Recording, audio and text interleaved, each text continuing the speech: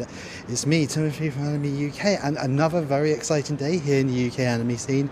Today is the fan preview of Demon Slayer Infinity Castle. My god, have I ever seen a movie get so much hype? It was really cool because today I watched so much Demon Slayer. I was actually a little bit behind and I actually caught up. It's the second time Crunchyroll have held a fan event here. Last one was for the last movie. That was the recap movie that had the next episode of the next season. Of course, it's on the IMAX. So this screen is just going to be hype. I mean, my days, how much hype this movie has. I am so excited. Nice to see. We got some cutouts of each character. They've let me in. It's cool. Very nice of them. It's a cafe that me and cameraman was in the other day. Sadly, cameraman could not be here today. Sadly, yeah, cameraman has gone back home. And I didn't even ask if he likes Demon Slayer, so he may actually be. I'm sure he's watching. He can comment if he likes Demon Slayer. Cameraman, if you are somehow watching, do you like Demon Slayer? I forgot to ask you. Wow, look at the big screen. Remember that video we did years ago where I'm like freaking out how big the screen is? Yeah. But I've grown up. I've become slightly less unhinged. We're just at the screening and they gave us a right at the end. Thank you, Crunchyroll, for a cool freebie. I may try and actually find some space for this. So, what did I think of Demon Slayer Infinity Castle? Well, let's go home and discuss that. I guess I'm going to try not to go into too many spoilers as I'm technically getting to see this movie early. And I must add at this point that this is not paid. I did actually pay for my ticket. Crunchyroll did not invite me for this. Not like the other day with the Bandai thing where we were invited. I just want to make that clear. I know it's got a whole social media thing. You got to make that clear when you're invited, not invited. Today we were not invited. All I will say is they did take me to one side to do some PR stuff. So whether they recognised me from maybe some other videos and they were just like, hey, we kind of started to recognise this guy. So yeah, I did do PR stuff, but I was not paid for it. And it was before the movie. I was just like talking about what I was actually looking forward to. And funny, I should talk about it now. So at the start of the movie, when they were asking me like what I was looking forward to, everybody has been hyping the animation, and I must say the really good Demon Slayer. So normally the stuff that gets put into theatre, the last few episodes, and of course Mugen Train. The animation in them movies are absolutely top notch. I know people would say Studio Ghibli is the master, but that last movie Studio Ghibli did, The Boy and Heron, I even see scenes where you could easily see where there were characters in the background that were like CGI, and there was like that movie had quite a lot. This, on the other hand, I would like to try and look out for like little like animation mistakes, or where a 3D model has been put in place. But the fights, we pretty much get three main fights. So the first fight we get is Shinobu versus Dama. I was actually kind of excited because Dama's like this character they kind of been teasing.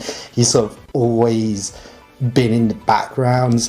He's like not really got to have done much yet, but anytime he's on screen he normally steals it. He's a bit like Frieza in Dragon Ball. He's like and Shinobu is actually a character I also really like, so it was also really awesome to get to see her fight. This was a really good fight. Everything was, I think out of the three fights, this was definitely the most well-paced. I don't think there's really anything I would have changed about it.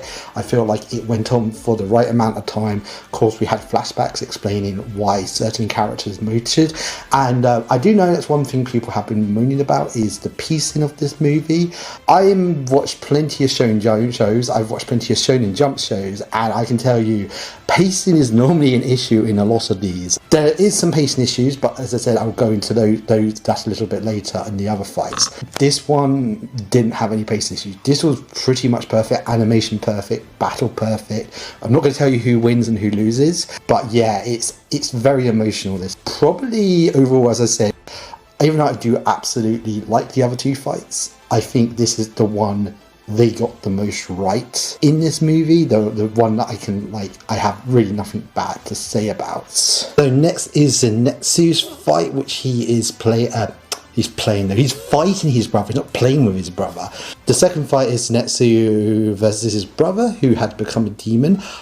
I would say there is a lot I like about this fight, but I guess I'll start with the thing I didn't like.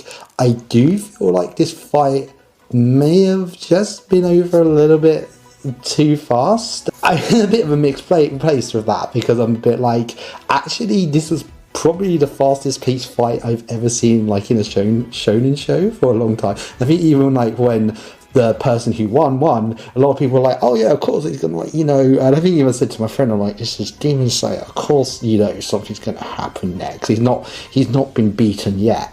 And he kind of got beaten, and I was like, oh wow, he actually did it. I will say, I did like Zenitsu's character in this. It really did feel like, out of the three main characters, I definitely liked him the least. The comment we made earlier on about his t-shirts being ones available at Uniqlo when all the others weren't available, I think true. I think he is a good comic relief, don't get me wrong, but I feel like maybe he was too much comic relief for too much of the series. What was the last arc he was mostly in?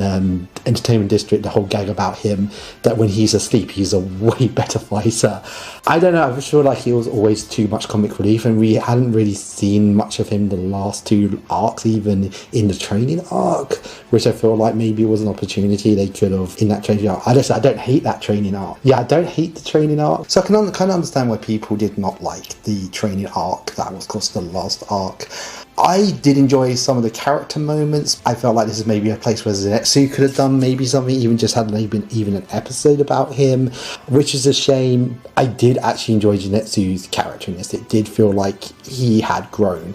I just would have probably liked to have seen a bit more of that growth, which I was just back to say is I would have liked to have seen that could have been something in the training arc. We could have seen him maybe taking things just that little bit more seriously and be like, oh yeah, I gotta, like, if I'm to beat a real demon, I'm just gonna have to be that bit better. Animation top notch again. It was the fastest paced one. There was a few people next to me and they were pointing out that if that was an episode, that wouldn't even been an episode, and they felt like he may have been a bit rushed. As I said, mixed feelings on that. I do like the fact it was over fast, but maybe a little bit. Now we're on to the last battle, which I'm not going to tell you who it's between. All I'm going to say, it's between two very popular characters, one side, and all I'm going to say, if you've seen Mugen Train, this fight is like been built up to. This fight goes on for quite a while, and there's actually a really funny part. They totally fake it out. They totally look like one side's going to win the fight, and someone screws it up. Someone just doesn't see the opening, and there's a really funny interaction between these two characters. These two characters do interact in the series, but not too much. Anytime they do interact in the series, it's really funny. So it actually was really great to see, like, both of them sort of going full power, especially as one of the characters does kind of have a humongous link to this villain. So as one of the characters does have this humongous link to this villain, and they have been hyping it, especially in Mugen Train. They had absolutely hyped this fight.